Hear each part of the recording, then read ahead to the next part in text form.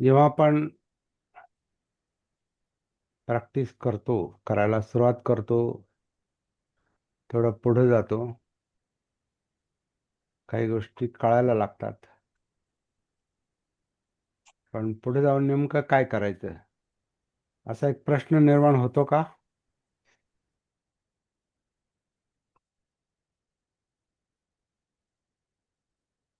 असं काही एक अवस्था निर्माण होते का, की आता काय करायचं पुढे?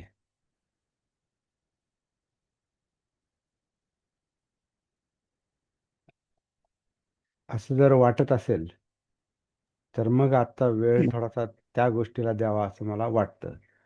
पण असं वाटतं का? तशी अवस्था नाही आली अजून. अच्छा. म्हणजे तशी काहीच उद्दिष्ट नाही. हा. अच्छा. असं काही नाही. हा. ओके. हं. बाकीचं काही कोणाला काय म्हणायचे? प्रॅक्टिस करता करता एक असा मध्ये ब्लॉक येतो, म्हणजे एक अडथळा येतो का पुढं हा, काही तो पुढं काही दिसत नाही. पठार अवस्था म्हणूया त्याला. हा.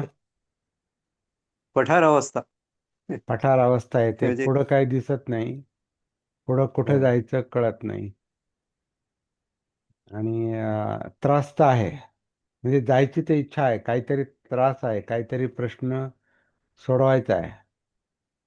आणि आपल्याला असं वाटतं नाही, पुढे जाणं होत नाही, पुढं काही दिसत नाही. दिसत नाही म्हणून जाणं होत नाही, अशी अवस्था येऊ शकते. जर आलेली असेल तर ती आपल्या ते आपल्या प्रगतीचं पण लक्षण आहे असं मी मानतो. हं, हं. आणि नेहमीच असं वाटत असेल की आपल्याला एक तर काही जमत नाही, पुढं जाता येत नाही, म्हणजे पुढं जायचंय असं त्याचा अर्थ आहे. पण काहीच जमत नाही म्हटल्यानंतर मग परत प्रॅक्टिस समजून घ्यावी लागते. किंवा एक अवस्था अशी येते का चाललंय, सरळ चाललंय, म्हणजे रोज आपल्याला जे काही करायचं ते आपण करतोय करतोय करतोय करतोय. पुढे जातोय का मागे जातोय ते नाही. तसं काय वाटत नाही, चाललोय आपण. आणि कधी कधी कुठे चाललोय तेही आपल्याला लक्षात येत नाही, पण चाललोय आपण, असं पण कधी कधी होतं, होऊ शकतं. हे प्रॅक्टिस करता करता या मनोवस्था येतात, येऊ शकतात. हे अनुभव पण आहेत. त्याच्यामध्ये ब्लॉक झाल्यासारखं पण वाटतं, ठप्प झाल्यासारखं पण वाटतं. पाहिजे तसं पाहिजे तशी प्रॅक्टिस होत नाही, किंवा काही लोक म्हणतात ना, पाहिजे तसं ध्यान लागत नाही. जसं आता पाहिजे तशी आपल्याला सतीची उकल होत नाही, जागृतीची उकल होत नाही, त्याचं पठ्ठाण होत नाही, आपण पुढे जात नाही. तर ठप्पही झाल्यासारखं वाटतं, किंवा कधी कधी निराशा पण येते. कधी कधी निराशा पण येते.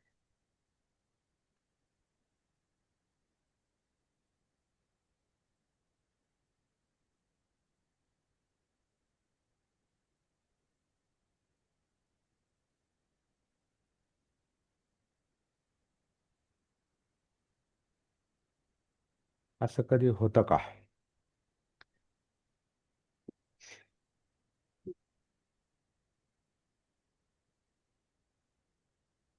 की काहीच वाटत नाही असं पण होतं? काय असं खास हे नाही. तर तोही एक चिंतेचा मुद्दा असतो बरं का, म्हणजे प्रॅक्टिसच्या दृष्टीनं.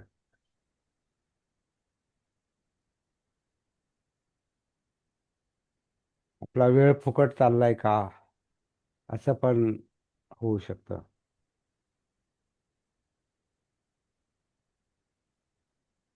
जे लोक प्रॅक्टिसच्या बाबतीत सिरियस असतात, म्हणजे खरोखर खरोखर स्वतःचा विचार करतात, आणि काहीतरी एक उद्देश तयार होतो, किंवा उद्देश आहे म्हणून प्रॅक्टिस चालू असते. असेही काही लोक असतात आणि काही काही ना काहीच लक्षात येत नाही. असे वेगळे प्रकार याच्यामध्ये आपल्याला आढळतात. आणि हे मी अनुभवाच्या आधारावर पण बोलतो. तर हे होणं साहजिक आहे. त्यात काय म्हणजे फार फार मोठं चिंता करण्यासारखं किंवा आपण एक तर कमी आहोत किंवा खूप आहोत असं वाटण्याचं काहीच कारण नाही. आपल्याला फार समजलं किंवा अजिबात समजत नाही असं काही समजण्याची आवश्यकता, कारण कोणती गोष्ट स्थिर नाही, कोणती गोष्ट नित्य नाही, कोणती गोष्ट कधी एक कोणत्याही दोन गोष्टी किंवा दोन अवस्था, दोन क्षण एकसारखे नसतात. दोन दिवस एकसारखे नसतात. प्रत्येक क्षण वेगळा आहे. प्रत्येक मिनिट वेगळा आहे. तास वेगळा आहे. दिवस वेगळा आहे. कालचे अनुभव आज बदलू शकतात. हा, आजचे अनुभव उद्या बदलू शकतात. आजचे अनुभव केव्हाही बदलू शकतात.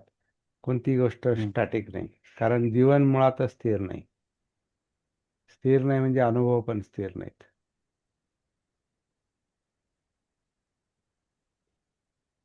पण काही करून आपल्याला आपल्या प्रश्नांची जाण आधी आली पाहिजे. म्हणजे आपला प्रॉब्लेम काय, म्हणजे आपण कसं म्हणतो, काय काय होतंय, काय काय दुखतंय, हे आपण हे आपल्याला क्लिअर असल्यावर आपण डॉक्टरकडे जातो.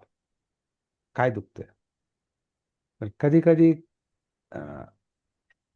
बरेच दिवस आपल्याला नेमकं काय होतंय काही कळत नाही, कशामुळे होतंय काही कळत नाही, आणि मग आपण काय सांगावं डॉक्टरला जाऊन. पण काहीतरी दुखतंय, काहीतरी कुठेतरी चमक आहे, कुठेतरी काहीतरी चक्कर येते, कुठेतरी काय असं जड वाटतं, उत्साह राहत नाही, असं काहीतरी वाटतं. पण आपल्याला वाटतं चला हे काय सांगायचंय, पण त्याच्यातच काही बीज दडलेली असतात पुढच्या प्रॉब्लेमची, पुढच्या आजाराची, आणि आपण दुर्लक्ष करतो.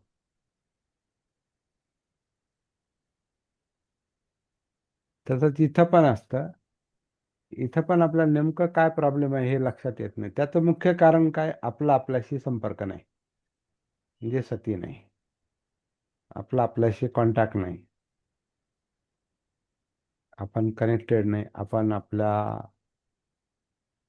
मनाच्या संपर्कात नाही, चित्ताच्या इमोशन्सच्या संपर्कात नाही, भावनांच्या, आपण आपल्या जाणीवांच्या संपर्कात नाही, आपण आपले विचार आपल्याला कळत नाहीत, आपलं वर्तन आहे आपल्याला लक्षात येत नाही, बोलणं पण आपल्याला बऱ्याच वेळा असंच, काय ज्याला आपण मोघम शब्द वापरतो ना, मोघम असंच फार विचार करून बोलणं होत नाही. आणि कधी कधी बोलण्याचा दुष्परिणाम झाला मग वाटतं नाही नाही असं नव्हतं बोलायला पाहिजे. म्हणजे परिणाम झाल्यावर मग काही गोष्टी लक्षात येतात, तरी पण लक्षात येत नाही काहींच्या. ते एक हॅबिच्युअल, ते एक सवय लागलेली असते, तसंच बोलायचे तसंच बोलायचे, त्याचे परिणामही भोगायचे आणि परत तसंच बोलायचं. तर हे सगळं कशामुळे, की बोलण्याचं भान नाही, बोलण्याची सती नाही, कारण कायानुसती नाही, चित्तानुसती म्हणजे स्वतःची सती नाही, भान नाही. तर असं होतं. तर मुख्य गोष्ट जी आहे ही सतीचीच आहे. प्रकाश असेल, जागृतीचा प्रकाश असेल तर सगळं दिसतं. जागृतीचा प्रकाश असेल तर आपलं अस्तित्व दिसतं, जीवन दिसतं. बाहेरचा प्रकाश आपण पाहिलं की अंधुक असला प्रकाश तर मग नीट दिसत नाही. दिसतंय पण नीट नाही दिसत, म्हणजे पुरेसा प्रकाश नाही, चांगल्या प्रकाशाचा बल्ब लावलेला नाही, आणि त्यामुळे पुरेसं दिसत नाही.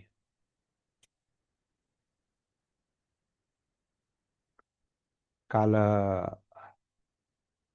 अभ्यास करता करता मला असं जाणवलं, एका ठिकाणी जर नवीन नवीन व्यवस्था केली तर तिथे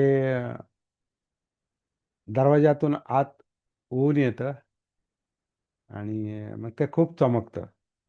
मग तरी पण डोळ्यांना त्रास होतो. ऊन येतं म्हणजे थोडंसं बाजूला पडतं आणि फरशीवर पडल्यावर त्याचे रिफ्लेक्शन येतात त्याचे प्रकाश किरण परिवर्तित होतात आणि तिथे डोळ्याला त्रास होतो आणि वाचन होत नाही किंवा लिखाण होत नाही. मग मी दार बंद केलं. दार बंद केल्यावर प्रकाश अ, जास्तच कमी झाला. कारण कोपऱ्यामध्ये टेबल आहे. दार बंद केल्यावर प्रकाश एकदम कमी झाला. मग प्रकाशात मी अभ्यास करत होतो. तेवढ्या प्रकाशात कमी झाला प्रकाश. तेवढ्याच अभ्यास करत होतो. लिखाण करत होतो. तरी डोळ्याला ताण आला. म्हणजे जास्त प्रकाश असला तरी ताण येतो, जास्त चमकतं. कमी प्रकाश असला तरी नीट दिसत नाही आणि ताण येतो. म्हणजे दोन्ही याच्यामध्ये त्रास आहे. म्हणून मध्यम प्रकाश, आवश्यक तेवढा प्रकाश असला तर मग ते काम व्यवस्थित चालतं. तसं आता ही आपली प्रॅक्टिस जी आहे, की आता इथं खूप प्रकाश असण्याचा प्रश्नच नाही.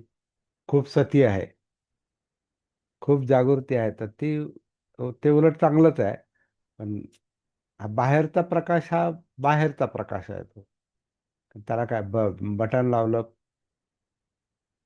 प्रकाश पडला किंवा दार उघडलं, ऊन आत आलं किंवा प्रकाश आत आला, हे बाहेरचा प्रकाश आहे. इथं सतीचा जो प्रकाश आहे, जागृतीचा जो प्रकाश आहे, तो एकदमच लख्ख पडेल एकाएकी असं ते होत नाही.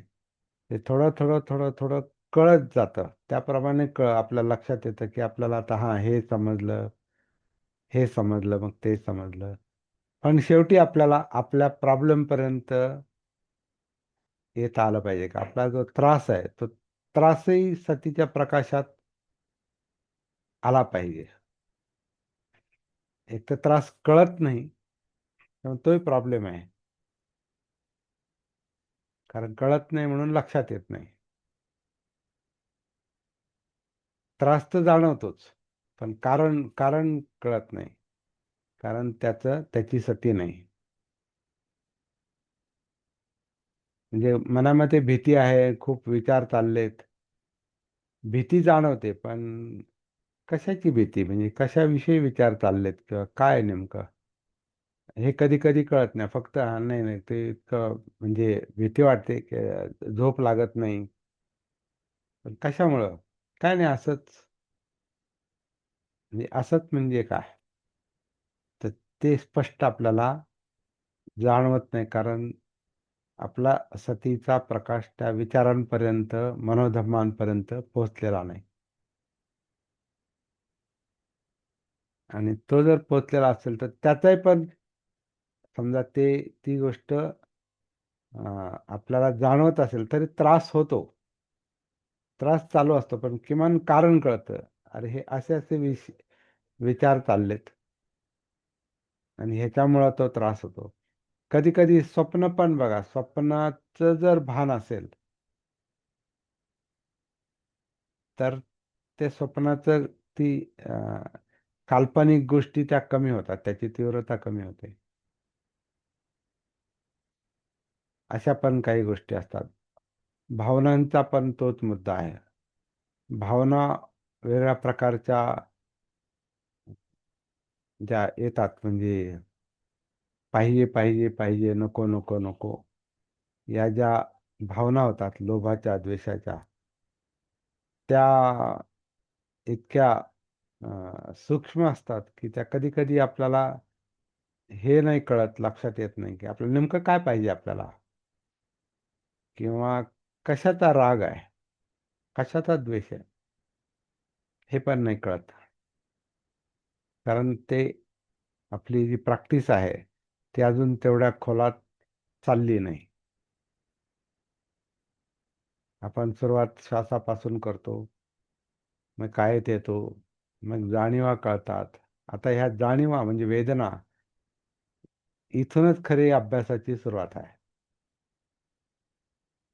आणि ह्या वेदना जाणीवा ज्या आहेत त्या सगळ्या अस्तित्वाच्या आहेत, सगळ्या सगळ्या जीवनाच्या आहेत. त्याच्यामध्ये भावनांची पण जाणीव आहे, म्हणजे पाहिजे नकोची पण जाणीव आहे, विचारांची पण जाणीव आहे, मनोधर्मांची पण जाणीव आहे.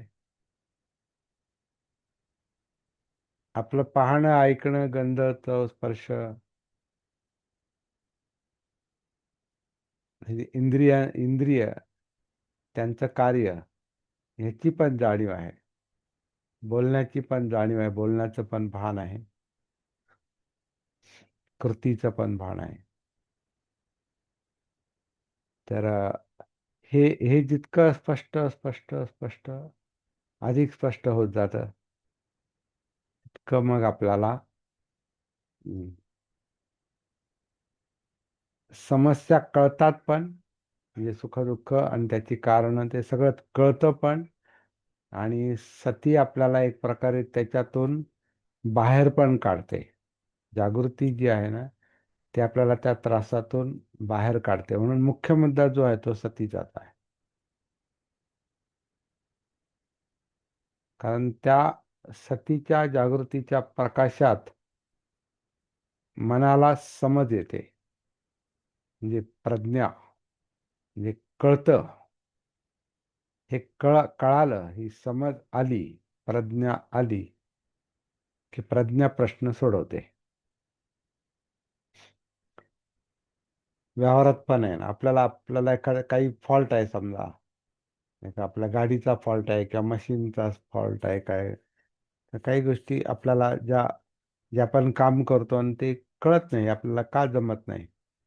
आणि एकाएकी तो फॉल्ट जर लक्षात आला, त्याचं कारण लक्षात आलं, तर आपलं लगेच तो फॉल्ट आपल्याला काढता येतो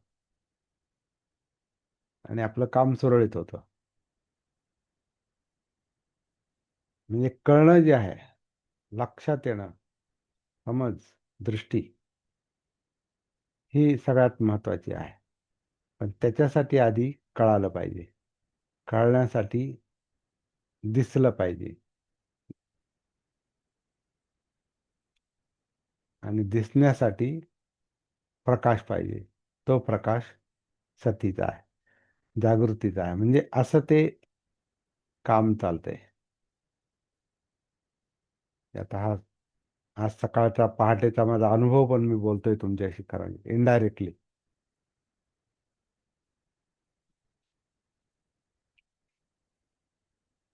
आता ते कधी कधी आपल्या डोक्यात जे चालतं तर ते आपण अर्ध जागृत पण असतो. आता सकाळी 2-2, 2:30 वाजता ते मला जरा विचित्रच मला जाणवत होतं, की मी दुसऱ्याच्या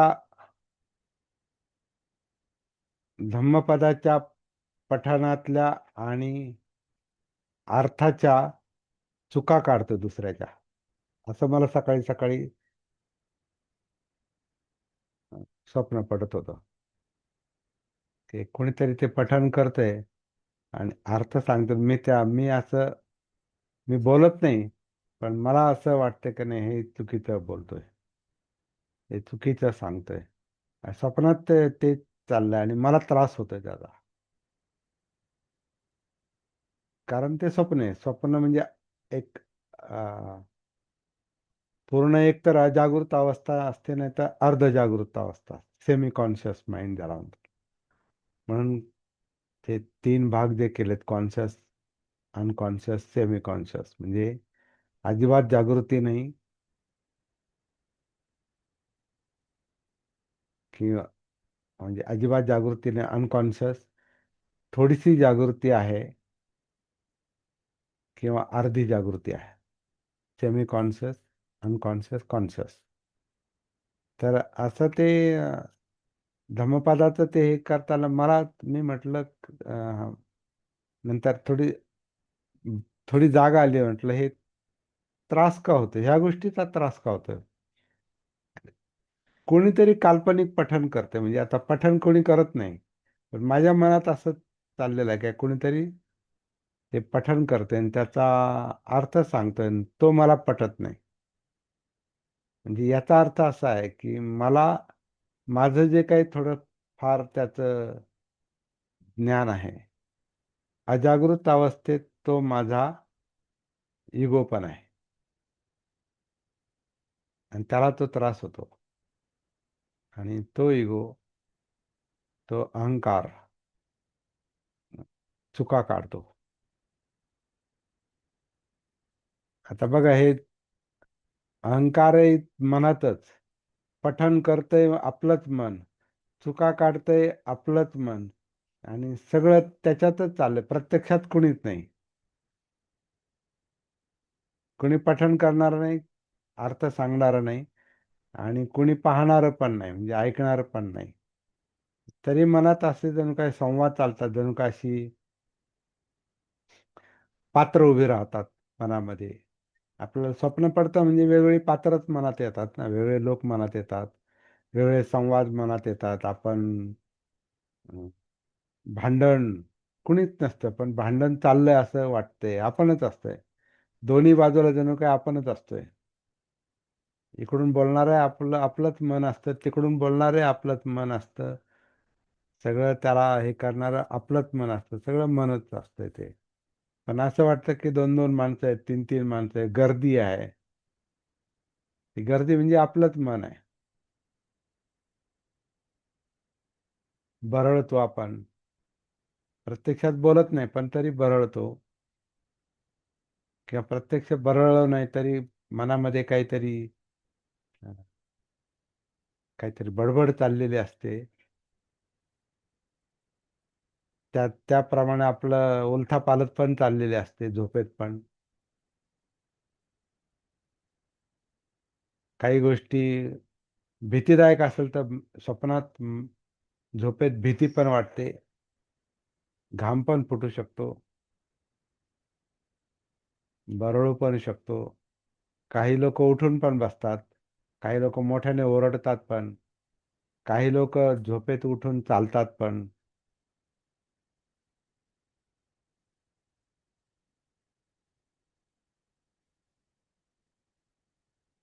आमच्या म्हणजे भावाचाच अनुभव आहे, म्हणजे खूप, म्हणजे शाळेतला काळ आहे तो, शाळा कॉलेजचा काळ आहे.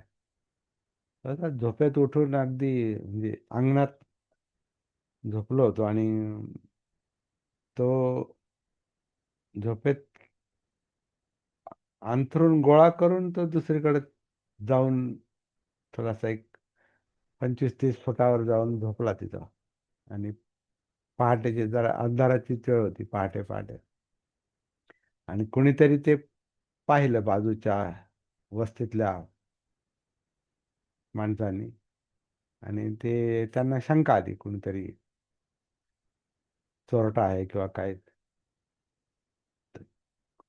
तर कुणीतरी त्याला आता मारणार होतं, त्यात कुणीतरी दुसरी बाई म्हटल्यावर काय, कोण आहे नक्की, बघा तरी कोण आहे. आणि ते पुढे जाऊन ते पाहिलं तर हा आमचा भाऊ होता. तर त्याला कळालंच नाही, तो झोपेत उठला, चालला पण लांबपर्यंत गेला, कपडे घेऊन गेला, आणि तिथे जाऊन झोपला.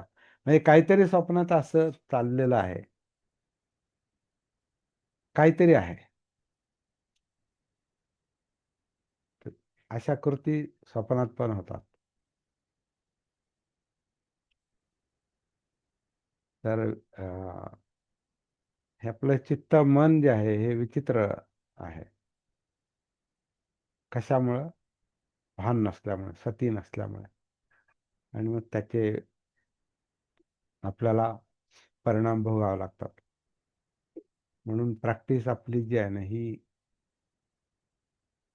दुःखमुक्ती, दुःखमुक्ती, बुद्ध जे सांगतात, दुःखमुक्ती म्हणजे काय? हा त्रासच आहे, जो काही त्रास आहे, तो त्रास आपल्याला काय आहे, कशामुळं आहे,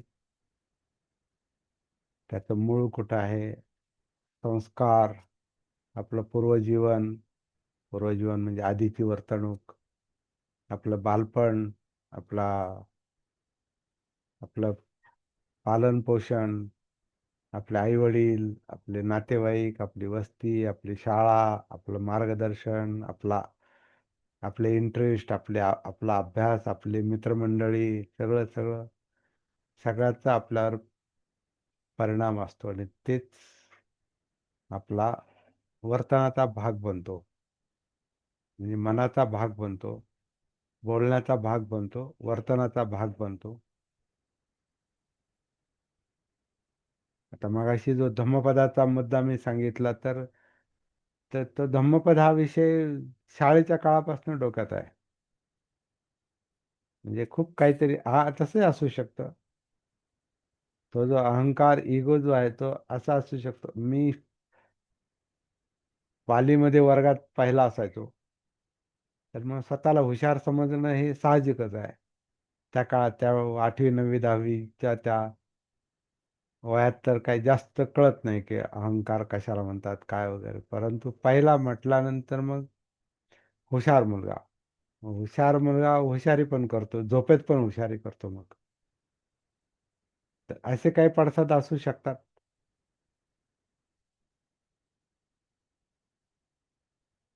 पण त्याचं भान आल्यानंतर, सती आल्यानंतर आपल्याला ते कळतं की आपल्या स्वभावातला हा दुर्गुण आपल्याला त्रास देतो. अहंकार, मी हा आपल्याला त्रास देतो. याचं याचा बोध झाला, समजलं की तो त्रास कमी होतो. असा आज सकाळचा तो अनुभव आहे माझा पहाटेचा. आणि मग चांगलं वाटलं मला. तर मला वाटतं हा जो आपण जी काय अभ्यास करतो ना सती जागृतीचा, तो खूप नंतर खूप ह्याच्यात जातो, म्हणजे खोलात जातो. असा एक अनुभव आज तुमच्याशी बोलावा असं मला वाटत होतं, म्हणून मी बोललो.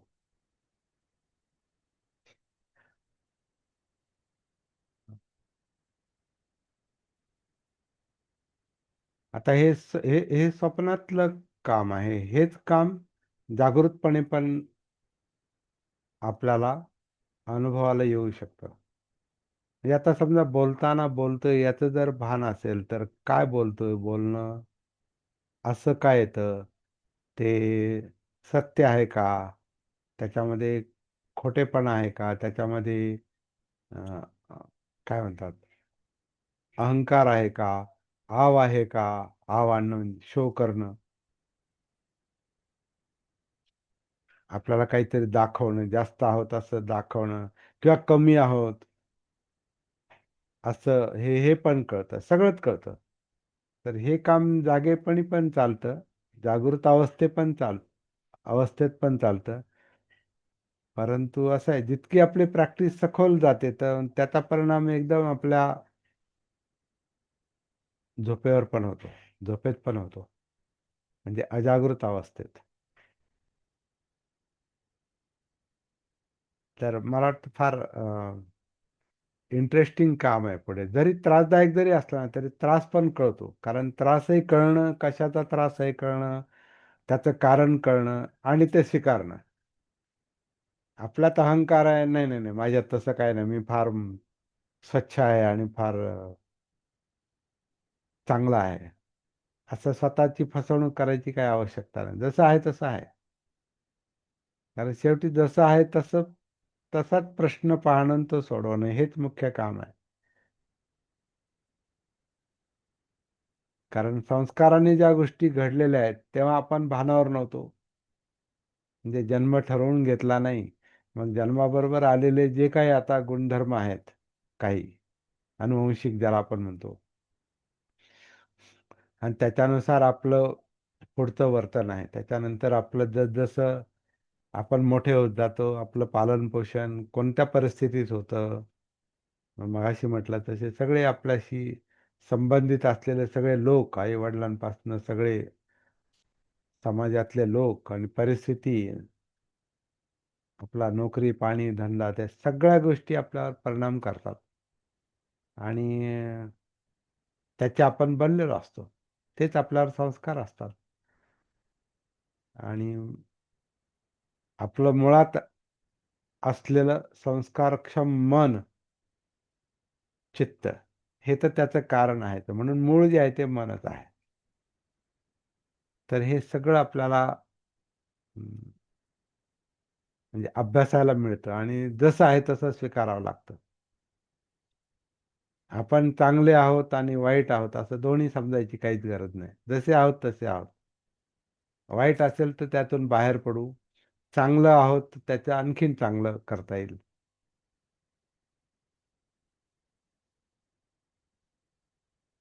नाहीतर चांगले आहोत याचा अहंकार आणि वाईट आहोत याचं न्यूनगंड, कमीपणाची भावना नाही.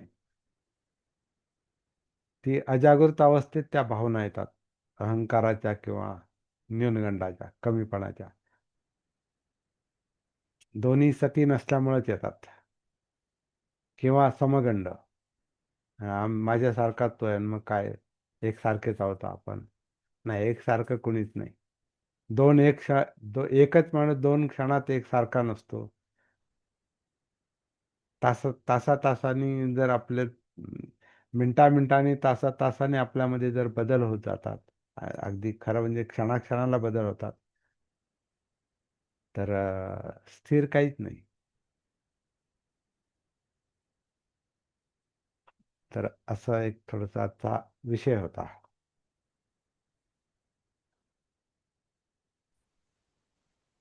परत धन्यवाद. परत बोला. हा, मोकळेपणानं व्यक्त झाला तुम्ही. मग हेच मोकळेपणा, हेच पाहिजे आपल्याला. काही कोणापासून स्वतःपासून तर आपण लपवू शकत नाही स्वतःला.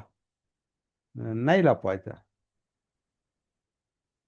बाबासाहेब नाही का म्हणायचे, माझं जीवन हे उघड्या पुस्तकाप्रमाणे आहे, ओपन ओपन बुक. तसं जीवन आपलं स्वतःसाठी तरी ओपन पाहिजे. स्वतःसाठी आपण ओपन पाहिजे आणि इतरांसमोर पण ओपन केलं तर त्याच्यात काही हे नाही. पण पण इतरांसमोर आपण चांगले दिसलो पाहिजे, वाटलो पाहिजे, म्हणून आपण स्वतःला चांगलं असण्याचा, मोठे असण्याचा भास निर्माण करायचा, आव आणायचा, तर त्याचा पण आपल्याला पुढे त्रास होतो. कारण ते सत्य नसतं आणि म्हणजे ते खोटं असतं आणि खोट्याचा त्रास होतोच. मुसावादा आहे, मुसावादाचा त्रास होणारच. किंवा अहंकार आहे, अहंकाराचा त्रास होणारच. न्यूनगंड आहे, कमीपणाची भावना आहे, कमीपणाच्या भावनेनं आपण खचून जाऊ शकतो. नंतर खचतो, आपण स्वतःला कमी समजतो म्हणजे खचून जातो.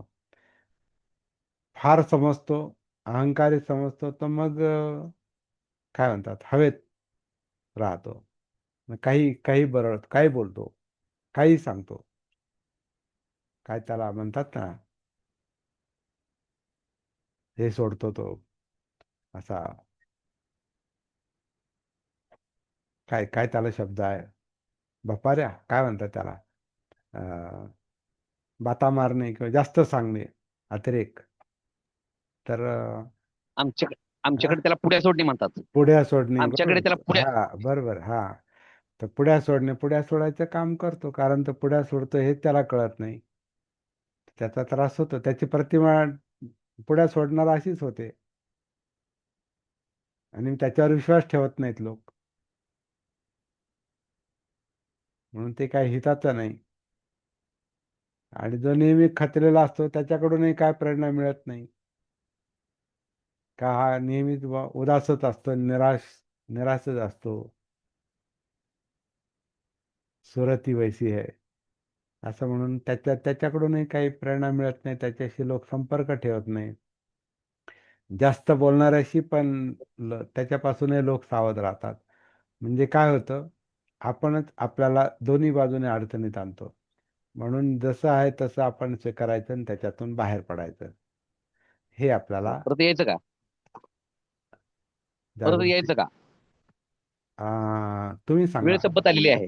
तुम्ही सांगा. वेळ वा, संपत आलेली आहे म्हणून विचारलं मी. वा. 1 तास, 1 मिनिट 34 सेकंद. हा, तुम्ही सांगा, यायचं असेल तर बाकीच्या नाही बाकीच्याने सांगू द्या, माझी काय अडचण नाही. हा, आता फ्री आहे मी. येऊ का?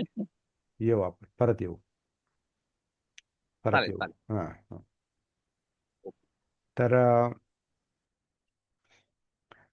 जसं आहे तसं आपण स्वतःला स्वीकारलं पाहिजे, हा मुद्दा आहे.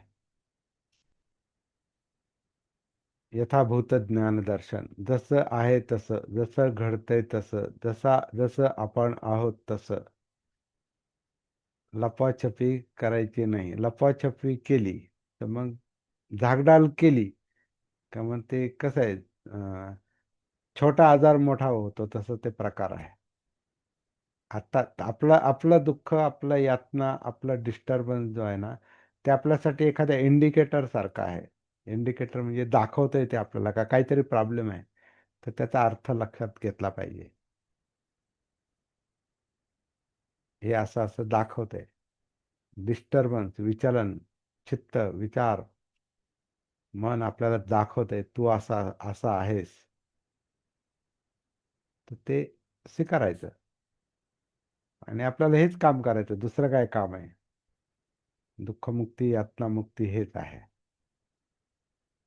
पहा, स्वीकारा आणि त्याच्यावर काम करा. ते सती करते.